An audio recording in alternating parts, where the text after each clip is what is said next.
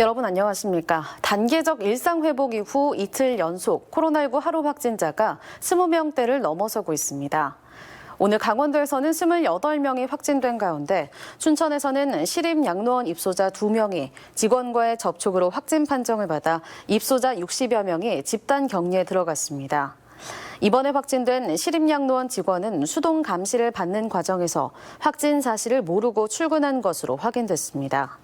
또 기존 확진자 접촉자 2명과 감염 경로를 알 수 없는 확진자 3명 등 오늘 춘천에서 7명이 확진됐습니다. 이 밖에 원주에서 11명, 속초 6명 등이 추가로 확진됐습니다. 춘천시가 바이오 산업을 육성한 지 20년이 지났습니다. 최근에는 코스닥에 상장하는 회사가 이어질 정도로 가시적인 성과가 나오고 있는데요. 하지만 성장세가 유지되려면 제품 마케팅과 우수 인력 확보 등 극복 과제도 적지 않습니다. 백승호 기자가 보도합니다. 춘천에 본사를 둔 항체 전문 바이오 기업입니다. 동물과 사람의 면역을 높이는 물질을 개발하는데 기술력을 인정받아 코스닥 상장이 예정돼 있습니다. 춘천 바이오 기업 가운데 5번째 코스닥 상장입니다.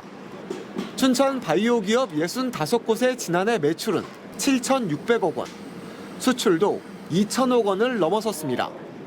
춘천 바이오산업진흥원을 중심으로 지난 20년 동안 제품 개발에서 창업, 그리고 시장 개척 등 꾸준한 투자와 지원이 일궈낸 결과입니다.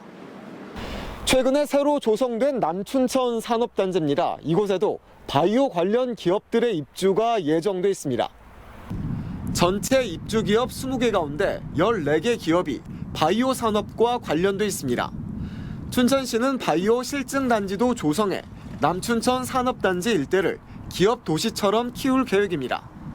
벤처 창업에서 기업 상장까지 바이오 기업 성장 사다리를 체계화하고 춘천 바이오 산업이 지역 경제에 든든한 기반이 되게 할 것입니다. 하지만 극복 과제도 적지 않습니다. 바이오 산업은 연구 개발할 인력이 핵심인데 우수 인력의 수도권 유출을 막기가 쉽지 않습니다. 또 바이오 제품 판로를 넓히기 위한 차별화된 마케팅 전략도 필수입니다. 지금까지 했던 온라인 마케팅에서 내년에는 실제 대면 마케팅을 적극적으로 준비를 해서 그동안에 진행하지 못했던 그런 대면 마케팅을 활발하게 진행을 하도록 그렇게 할 예정입니다. 춘천시는 앞으로 3년 동안 매년 5억 원의 사업비로 바이오 기업을 지원해 상장 기업을 계속 배출해 내겠다고 밝혔습니다. MBC 뉴스 백소입니다.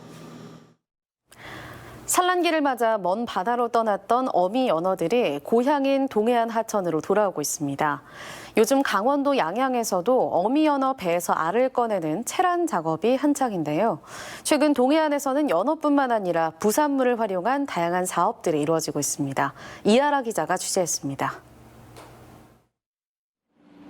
동해안 최대 하천이자 연어의 고향인 양양 남대천입니다.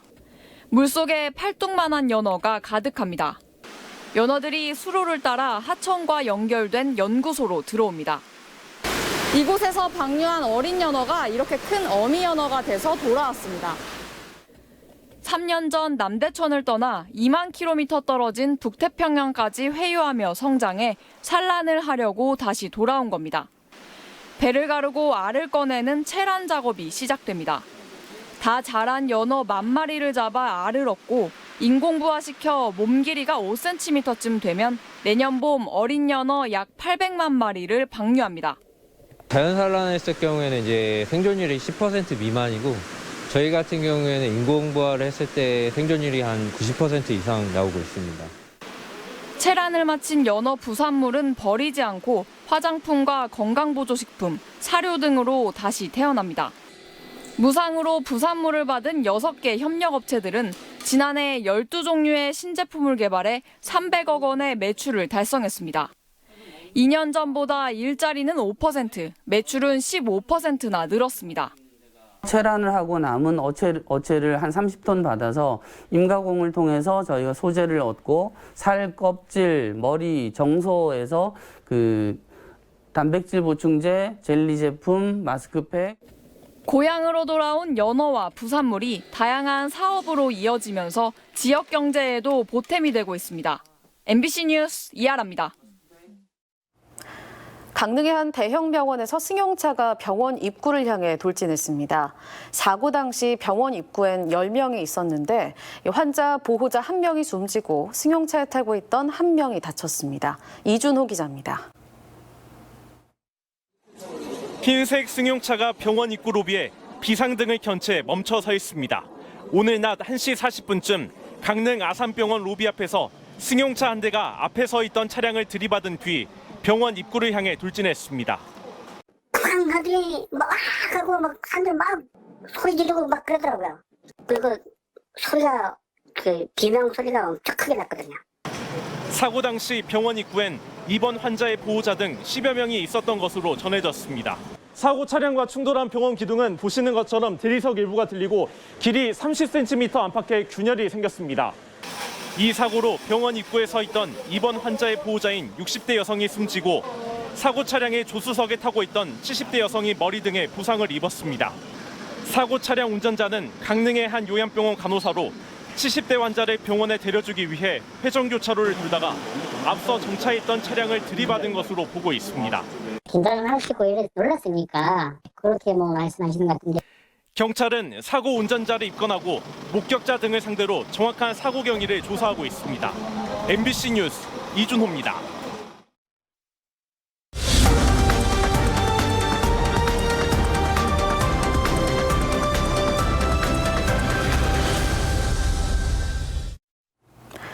지난달 강원도 소비자 물가가 3.7% 올라 전국에서 가장 높았으며 9년 9개월 만에 최고치를 기록했습니다.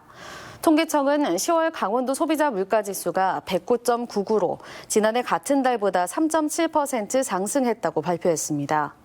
이는 2012년 1월 이후 가장 높고 전국에서 가장 높습니다. 강원도의회는 오늘 제305회 정례회를 열고 다음 달 10일까지 39일 동안 의사 일정에 들어갑니다. 이번 정례회에서는 행정사무감사와 강원도교육청의 내년도 예산안에 대한 심사를 진행합니다. 특히 내일부터 16일까지 제10대 강원도의회 임기 마지막 행정사무감사를 진행해 레고랜드 조성과 알펜시아 매각 등 강원도 현안 사업을 집중 점검합니다. 미성년자들을 대상으로 성매매를 강요한 일당이 경찰에 붙잡혔습니다. 강원경찰은 미성년자 11명을 대상으로 성매매를 알선 강요한 혐의로 15명을 검거하고 23살 A씨 등 친구와 선후배 사이인 일당 8명을 구속했다고 밝혔습니다. 이들은 지난해 4월부터 올해 8월까지 피해 청소년에게 접근해 돈을 쉽게 번다고 유혹하거나 약점을 잡아 협박하는 방법으로 성매매를 강요했습니다. 특히 강원도와 경기, 인천 등 전국에서 채팅 앱으로 성매수남을 모집해 피해자들에게 알선했고 그 과정에서 2억 원대의 부당이득을 챙겼습니다. 경제적 사정으로 결혼식을 하지 못한 출소자 부부를 지원하는 플라타너스 결혼식이 열렸습니다. 한국법무보호복지공단 강원지부는 오늘 오전 11시 수아비스 웨딩홀에서 법무부 보호 대상자 부부 2쌍을 대상으로 결혼식을 열었습니다. 한편 법무보호복지공단 강원지부는 37차례 플라타너스 결혼식을 진행하면서 지난해까지 149쌍의 부부의 새 출발을 함께했습니다. 소외된 이웃을 위한 사랑의 김장 나눔 행사가 열렸습니다. 새마을운동 춘천시집회 회원 90여 명은 소외된 이웃의 따뜻한 겨울 나기를 지원하기 위해 김장김치 4,000포기를 직접 담그는 사랑의 실천 운동을 마련했습니다. 이번에 만든 김장김치는 춘천 지역 읍면동별 기초생활수급 대상자와 독거노인 등 어려운 이웃에게 전달됩니다. 학교 부지를 첨단 산업단지로 조성하는 강원대학교의 캠퍼스 혁신파크 조성 사업이 정부의 승인을 받았습니다. 행정안전부는 최근 중앙투자심사위원회를 열고 지역기업 지원안 수립 등을 조건으로 강원대 캠퍼스 혁신파크 조성 사업을 승인했습니다. 이에 따라 총 사업비 504억 원을 확보한 강원대는 1단계 사업인 산학연 혁신허브를 올해 안에 착공해 2023년 문을 열고 창업기업 150개 유치를 통해 연 매출 1,500억 원, 일자리 900개를 창출할 계획입니다. 도내 학교 코로나19 확산세가 심상치 않습니다. 강원도 교육청에 따르면 지난달 학생 95명, 교직원 10명 등 105명이 확진돼 학교 내 확진자 수가 7월부터 넉 달 연속 100명을 넘었습니다. 오늘 춘천 지역 초등학생 1명이 확진돼 해당 학년 학생과 교직원이 보건소에서 검사를 받았습니다. 도교육청은 가족 감염이 49%로 대부분이지만 단계적 일상회복 시행에도 12세 미만은 접종 대상이 아니어서 학생 확진자가 더 늘어날 것으로 보고 교내 방역을 강화하고 있습니다. 단계적 일상회복 시행에 따라 춘천문화재단이 아루숲 생활문화센터와 모두의 살롱 운영을 다시 시작합니다. 아루숲 생활문화센터와 모두의 살롱은 시민들이 일상 속에서 문화생활을 즐길 수 있는 공간으로 생활문화동호회와 시민 커뮤니티 모임 등의 목적으로 사용할 경우 네이버 예약 플랫폼을 통해 대관 신청을 하면 됩니다. 두 시설 모두 무료로 운영되고 사용일 일주일 전 신청해야 합니다. 홍천군이 겨울철 한파 등 자연 재난에 대비하기 위한 준비에 나섰습니다. 홍천군은 오는 15일까지를 겨울철 사전 대비 기간으로 정하고 TF팀을 구성해 한파 취약계층 전수 조사와 한파 쉼터 지정, 재난도우미 확보 등에 나섭니다. 또 폭설이 내리면 교통 두절이 예상되는 군도 2호선과 4호선 등에 담당자를 현장 배치해 제설 자재와 교통 현황 등을 파악할 예정입니다. 뉴스데스크 강원을 마칩니다. 시청해 주셔서 고맙습니다.